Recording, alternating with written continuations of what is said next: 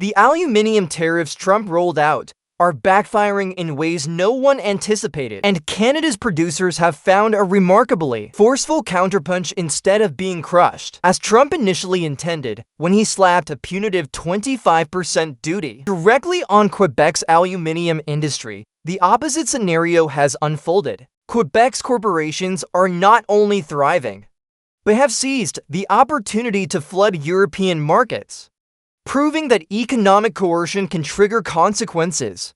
Far beyond what was expected, the latest figures exposed the failure of Trump's protectionist strategy. Quebec, responsible for 90% of Canada's total aluminum output, pivoted its exports almost overnight. In the first quarter, nearly all of Quebec's aluminium, 95%, went to the United States.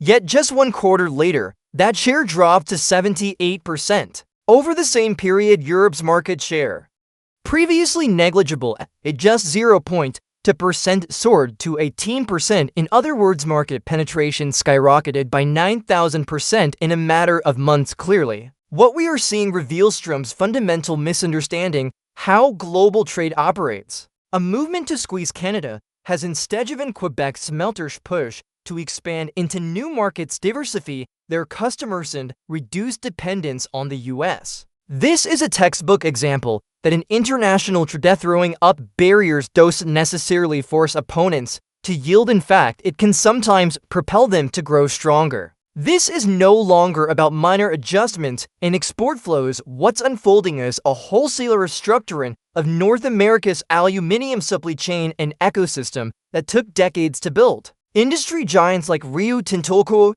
and Aluminerie Alouette, pillars of Quebec's aluminium sector, have been forced to rethink their strategies from the ground up because of Washington's risky trade decisions. The disruption is evident in the numbers. Alcoa, for example, diverted around 100,000 tons of aluminium away from the US market to Europe and other destinations. That volume alone is enough to produce millions of cars or mountains of beverage cans, products that would normally sustain US manufacturing jobs and help keep prices steady. But the most dramatic pivot came from Alouette, the continent's largest smelter there, with Rio Tinto holding a 40% stake.